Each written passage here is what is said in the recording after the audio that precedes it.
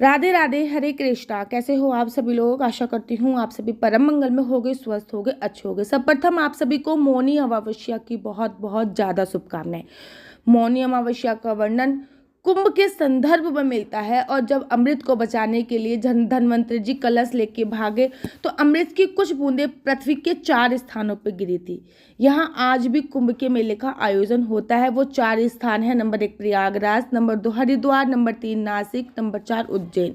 मौनी अमावस्या को अत्यंत ही शुभ माना जाता है। इस दिन मौन रहकर स्नान करने की प्रथा बहुत पुरानी है।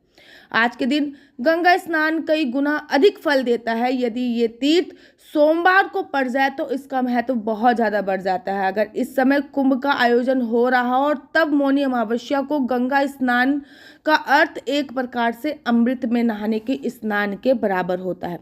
सौभाग्य से इस वर्ष भी ऐसा संयोग पड़ रहा है कि जब मौनी अमावस्या 9 फरवरी को है और इस दिन बहुत शुभ संयोग पड़ रहे हैं। देखिए, इस दिन स्नान का अत्यधिक महत्व है। अगर संभव हो तो गंगा स्नान के लिए अवश्य जाइए।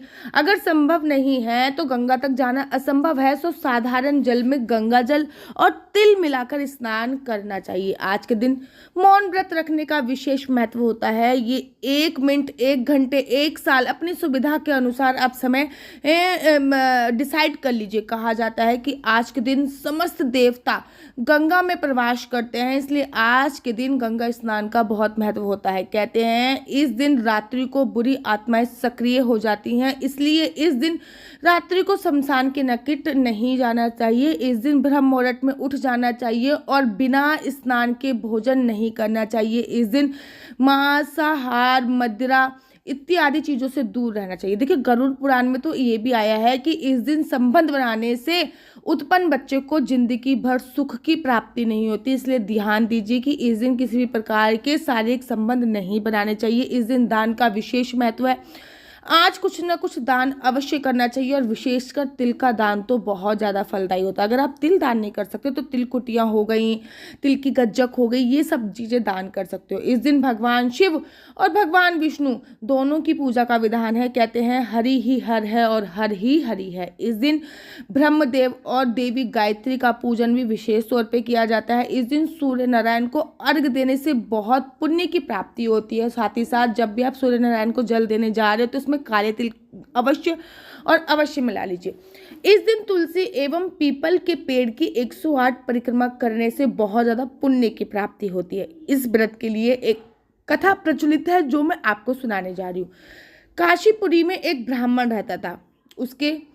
उसका नाम था देवस्वामी। उसकी पत्नी का नाम धनवती था। उसके 4 पुत्र और 1 पुत्री थी। उसके चारों पुत्रों का विवाह हो चुका था, लेकिन पुत्री के लिए योगवर की तलाश जारी थी। उसी समय पे विद्वान पंडित को बुलाया गया। पंडित ने पुत्री की कुंडली देखी और बताई यह कन्या तो शादी होते ही विधवा हो जाएगी। तब उसके पिता ने उनका कारण पूछा था। उस पंडित ने बताया कि सोमा, जो कि एक धोबिन है जो सिंघल द्वीप में रहती है, उसकी पूजा करने से इसका यह दोष समाप्त हो जाएगा। उसकी गुणवती के विवाह में रहना अत्यंत आवश्यक है। तब देवस्वामी ने अपने छोटे लड़के को अपनी बहन के साथ भेजा और कहा सिंघल द्वीप जाना और जाके सिंघल द्वीप जाकर आप जरूर उस धोबन, जो कि सोमा नाम है जिसका, उसको लेके आना। अपनी बहन को लेके उसका भाई समुद्र तट पर पहुंच गया। यहाँ पर सिंघल द्वीप था, लेकिन उस सागर को पार कैसा किया जाए यह सोचकर हताश होकर दोनों भाई बहन एक वृक्ष के नीचे बैठ गए। जब एक वृक्ष के नीचे दोनों भाई बहन बैठ गए तो एक गिद्ध थी, वो अपने बच्चों के लिए खाना लेकर आई। बच्चों ने खाना खाने से मना कर दिया कि 2 अनजान प्राणी भूखे प्यासे हमारे वृक्ष के नीचे बैठे हुए हैं और हम खाना खा ले। तब उन गिद्ध ने उन्हें भोजन दिया और स्वयं अपने ऊपर और उन भाई बहनों को बिठा के सिंघल द्वीप पहुंचा दिया। वहां वे लोग पूछते पूछते सोमा के यहाँ पे पहुंचे। सोमा अपने पति, पुत्र, बहू और पोते के साथ रहती थी। वहां दोनों भाई बहन ने सोमा की बड़ी सेवा की। उनकी सेवा से प्रसन्न होकर सोमा उनके साथ जाने को तैयार हो गई ही वे सोमा को लेकर वापस आए और सोमा की उपस्थिति में ही गुणवती का विवाह हुआ। विवाह होते ही उसका पति मर गया, पर सोमा ने अपने सारे पुण्य जो थे उसके प्रताप से उसके पति को जीवित कर दिया। फिर उसने उनका बहुत धन धान्य देकर विदा किया। उधर जब सोमा के पुण्य समाप्त हो गए तो सोमा के पूरे परिवार की मृत्यु हो गई। जब वो वापस पहुंची तो यह दृश्य देखकर रोने लगी। उस दिन मौन अमावस्या थी। अपना धैर्य ना खोते हुए उसने मौन रही और पीपल के पेड़ की 108 परिक्रमा कर भगवान शिव और हरि की पूजा करी। उनकी कृपा से सोमा की भक्ति के कारण उनके परिवार के सभी सदस्य जीवित हो गए। तब से ही मौनी अमावस्या का व्रत रखने का विधान चला आ रहा है। 9 तारीख को शुक्रवार है और मौनी अमावस्या उसी दिन बनाई जा रही है।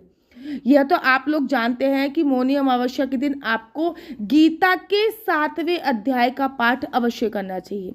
भगवान ने धन दिया है तो उस दिन घर में आटा लेके आए, बेसन लेके आए और 2-3 किलो मिठाई खुद बना ले या फिर मिठाई खरीद कर लेके आए और बच्चे तथा बच्चियों को और पितरों के नाम की मिठाई आपको इस दिन अवश्य बांटनी चाहिए। भविष्य पुराण में तो ये भी बताया गया है कि माघी अमावस्या के दिन अगर भगवान ब्रह्मा जी का कोई पूजन करे और गायत्री मंत्र बोल के ब्रह्मा जी को नमन करे और थोड़ी देर शांत बैठे फिर गुरु मंत्र का जाप करे तो विशेष और विशेष कृपा मिलती है।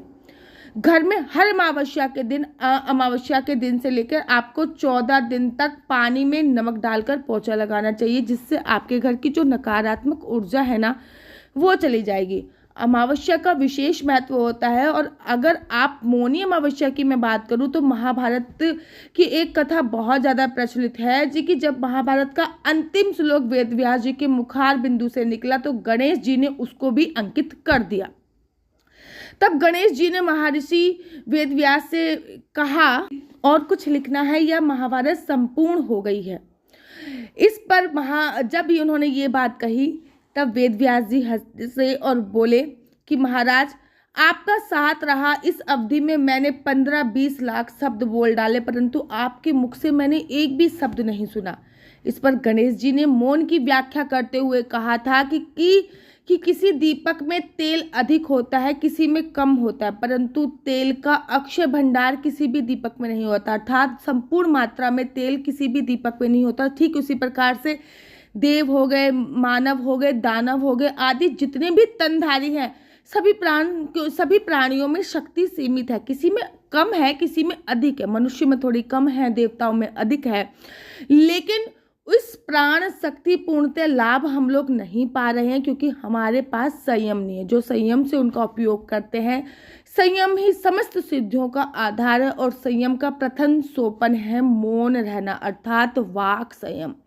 जो वाणी संयम नहीं रखता उसकी जीवा बोलती रहती है और बहुत बोलने वाली जीवा अनावश्यक बोलती रहती है और अनावश्यक शब्द प्राय विग्रह पैदा कर देते हैं जो प्राणी शक्ति को सोख डालते हैं। इसलिए जब आपको समय मिले तो मौनी अमावस्या पर मौन रहकर और विचारों का भी मौन रहना है, केवल आपको अपनी वाणी से मौन नहीं रहना, विचारों का भी मौन रहकर आपको मौनी अमावस्या अवश्य और अवश्य बनानी है। एक तो इस बात का ध्यान रखिए कि इस दिन कम से कम अगर पूरे दिन मौन नहीं रह सकते तो इस दिन किसी की निंदा चुगली इत्यादि मत कीजिए। साथ ही के साथ इस बात का भी विशेष तौर पे ध्यान दीजिए कि इस दिन कम से कम नहाने से पहले मौन अवश्य धारण कीजिए। नहाने के बाद बेशक आप अगर समय हो तब जितनी बार हो सके उतनी बार मौन रहने की कोशिश कीजिए। आशा करती हूँ आपको मेरी वीडियो अच्छी लगती होगी। अगर आपको मेरी वीडियो अच्छी लगती है तो आप अपना यूट्यूब चैनल हरि बोल को लाइक शेयर सब्सक्राइब करना बिल्कुल भी मत भूलिए। तब तक के लिए मुझे दीजिए इजाज़त। राधे राधे। हरे कृष्णा। हरि बोल।